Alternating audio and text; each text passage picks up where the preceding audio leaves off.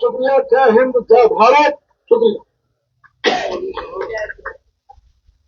मैं आपको बता दूं कि इस समय टीएस टोनी साहब एक पब्लिक मीटिंग कर रहे हैं और बाहू कॉन्स्टिट्यूंसी से खड़े हैं। टोनी साहब, आप बाहू कॉन्स्टिट्यूंसी से खड़े हैं, कांग्रेस के एक बड़े नेता भी हैं, क्या कहना चाहेंगे, क्या प्रायोरिटीज आपकी? मैं अभी स्पीच सुन रहा था तो आप स्मार्ट मीटर्स की बात कर रहे थे, बाकी चीजों की आपने बात की, क्या मेन प्रायोरिटीज रहेंगी टीएस टोनी की अगर वो बाहू से जीत के आते? सबसे पहले लोगों को बिजली के बिलों से निजात दिलाऊंगा। सबसे पहले तो मैं बाहू कॉन्स्टिट्यूंसी के जो लोग हैं और मेरे जम्मू संभाग के लोग, आपको बिजली के बिलों से निजात दिलाई जाएगी। वो कारण ये है कि 400 रुपया दिहाड़ी वाला 4000 का किराया नहीं दे सकता। आप देखें, पहले 100 वाट का बल्ब होता था, आज 5 वाट का बल्ब जो उतनी रोशनी दे रहा है जितना 100 का देता था। कंजम्पशन कम हुई है लेकिन बिल बढ़ गया है। मुझे समझ नहीं आ रही, ये जो ट्रांसमिशन लॉसेस हैं, जो एक बड़े पोल से दूसरे पोल तक जो बिजली जा रही है, वो जो ट्रांसमिशन लॉसेस हैं वो भी लोगों की जेब से रिकवर कर रही है ये बिजली डिपार्टमेंट। तो इसलिए सबसे पहले तो ये बिजली के बिलों से निजात होगी। साथ ही साथ जो मीटर हैं, ये एक बहुत बड़ा स्कैम है कि पिछले 10 सालों में 4 बार मीटर बदले, हर बार एक नए से नया स्मार्ट आता है। अब मुझे लगता है क्योंकि जो ज्यादा पैसे दे जाए वो उसका स्मार्ट हो जाता है। आप परमार साहब को पूछो, जो हमारे परमार साहब हैं, एडिशनल चीफ सेक्रेटरी हैं, उन्होंने थोड़े दिन पहले कहा कि 10,000 करोड़ का स्कैम हो गया है जम्मू कश्मीर के अंदर पीएचई की पाइपों का। आपको बता दूं कि टेंडर निकलता है कि जीआई की पाइप लगेगी। जीआई की पाइप की जगह आप देखें वहां पे प्लास्टिक की पाइप खरीदी जाती है। अप्रूव भी जीआई होती है, अप्रूवल भी जीआई का, सब कुछ जीआई का, लेकिन हाँ, और मना किया गया है कि प्लास्टिक की पाइप नहीं लगेगी। लेकिन ऐसे कुछ लोग बैठे हैं, वो बनाते हैं। हमारे संजीव मल्होत्रा जी एक चीफ इंजीनियर थे कश्मीर में लगे हुए, उन्होंने इनकार किया, उसको उसी वक्त ट्रांसफर किया। परमार थे, उसको संडे के दिन रात को 8 बजे ट्रांसफर कर दिया। ये चोर बाजारी इतनी गर्म है। ये सिंगल विंडो तो है लेकिन है सारी करप्शन की। ये सिंगल विंडो करप्ट सिस्टम को बढ़ावा दे रही है। मैं पूछना चाहता हूं, उस परमार साहब ने, एडिशनल चीफ सेक्रेटरी ने, गृह मंत्रालय को, ईडी को, सीबीआई को, सबको चिट्ठी लिखी, लेकिन उसको ट्रांसफर कर दिया गया और किसी ने किसी का संज्ञान नहीं लिया। और हमारे लोगों का 10,000 करोड़ का घपला हो गया। जो हमारी मेहनत, खून पसीने की कमाई थी, जो टैक्स के रूप में इन्होंने ली थी, वो उसका कहते हैं कि भाई जो चीफ इंजीनियर माना उसको 25-25 करोड़ रुपया दिया, और बड़ा जो ऊपर थे उन्होंने और ज्यादा पैसा खाया। क्योंकि अगर ऐसा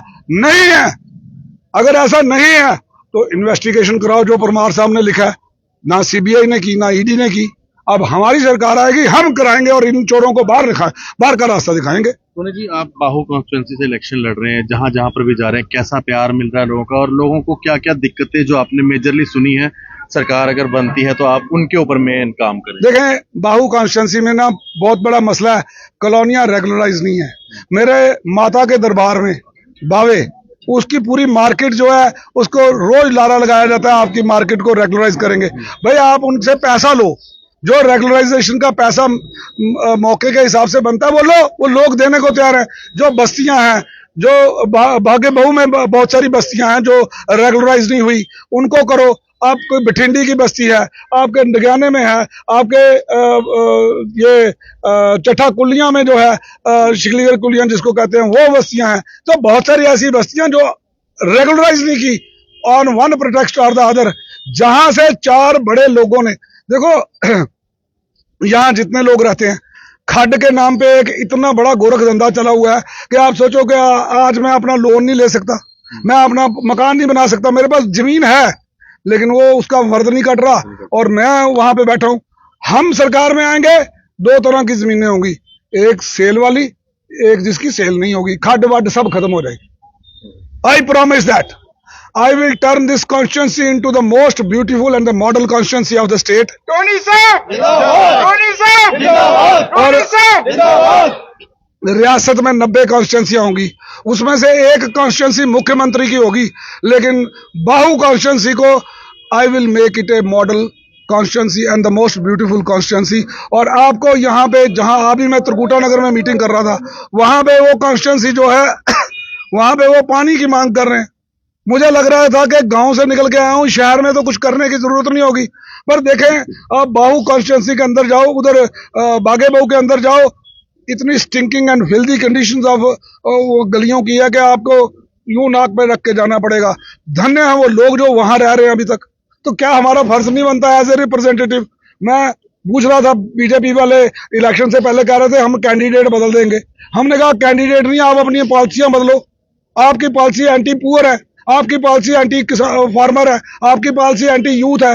सारे एजुकेटेड लोग जो है बेरोजगार कर दिए। स्टेट में पूरी जम्मू कश्मीर जो है ये हिंदुस्तान में नंबर 1 पे आ गया बेरोजगारी में, करप्शन में। तो आज अपना बच्चा जो है, जो ट्रैक्टर ट्राली चलाता था, उसके पीछे पूरी पुलिस लगी है और चिट्टा धड़ल्ले से बिक रहा है। ये पुलिस जिसको चिट्टा पकड़ना था वो पकड़ रही है ट्रैक्टर ट्राली। निजाम ही उल्टा हो चुका है। हम यकीन दिलाते हैं कि हमारा किसान जो ट्रैक्टर ट्राली वाला है उसके पीछे पुलिस नहीं जाएगी, क्योंकि ये हमारा बुनियादी हक है। जो जिसके पास जिसका मिनरल है, जैसे हमारा पानी, हमारी पावर, और पंजाब में गवर्नमेंट फ्री दे रही है, हमारे से खरीद के पंजाब गवर्नमेंट फ्री दे रही है। हमारी पावर ही हमको ज्यादा दुगने दामों में, ये कहाँ का इंसाफ है? आपने हमको बिना, आपने हाउस जो है वो पास करता है म्युनिसिपैलिटी का कि भाई आपने वो लगाना है प्रॉपर्टी टैक्स, उसकी एब्सेंस में आपने प्रॉपर्टी टैक्स पास कर दिया बैकडोर से। ये कहाँ के, कौन सा डेमोक्रेटिक सेटअप है? मैं पूछना चाहता हूं, वो कहता बड़ा खूबसूरत कहा किसी ने कि जख्म एक नहीं, दो नहीं, सारा जिस्म जख्मी है और दर्द बेचारा परेशान है, उठूं तो कहां से उठूं? क्या कहूं, कौन सी बात कहूं? आशीष जी, आप तो भली भांति जानते हैं कि हमारे बच्चों को रातों रात पता चलता है कि नीट का एग्जाम जो है वो आपको बाहर की स्टेटों में देना। वो उनके माँ बाप अपने गहने गिरवी रखते हैं बाहर की स्टेटों में, कोई चंडीगढ़, कोई जलंधर, कोई लुधियाना, कोई दिल्ली तक खज्जल होता है, क्योंकि उनके बच्चे हैं, उनका तो मांस फंसा है। अब आप सोचो कि यहां पर हमारे लोगों का क्या बुरा हाल कर दिया इन्होंने। और हमारे जो बाहर से लोग आए हैं, यहां तो हमारे अपने ब्यूरोक्रेट होते हैं, वो लगाना ही नहीं है इन्होंने। एक लॉबी बन चुकी है, तुम मेरी चोरी को छुपाना, मैं तेरी चोरी को छुपाऊंगा, ये लगा हुआ हाल। आप सोचो ना, क्या मैं कहता हूं, ये कराओ इसका इन्वेस्टिगेशन। लैंड माफिया इन्होंने लाया, माइनिंग माफिया इन्होंने लाया, लिकर माफिया इन्होंने लाया, ठेकेदारी माफिया भी इन्होंने लाया। जम्मू के स्मार्ट सिटी के टेंडर हुए 25-25 करोड़ के।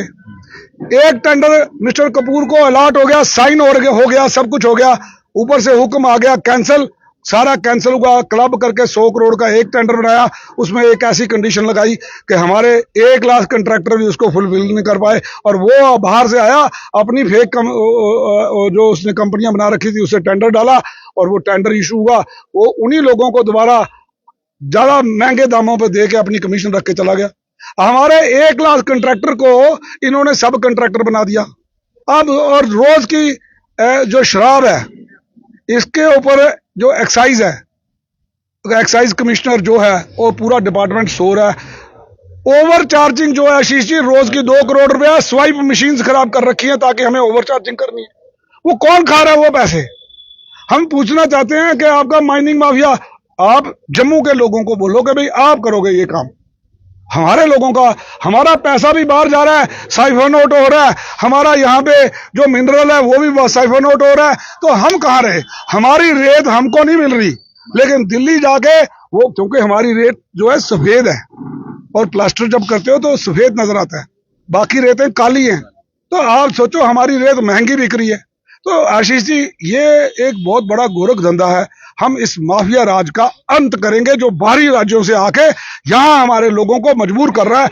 हाँ, अगर आपके बाहरी राज्यों से आपको लाना है किसी को, तो आप कम से कम वो रखो कि वो 40% हो, हमारे लोग 60% हो, तो ताकि मेरे लोगों का अपर हैंड हो। हमारे लोग बैगिंग बाउल लेके खड़े हो गए हैं सामने। इन्होंने हमें ऐसा साबित कर दिया कि सारी यूनिवर्सिटीज में बाहर के वाइस चांसलर लाए हैं। हमें लग रहा है कि हम एजुकेशनली बैंकरप्ट हैं, we are not educated people, can't we be the vice chancellor of Jammu university और एनी अदर यूनिवर्सिटी? हमारे लोग नहीं हो पा रहे।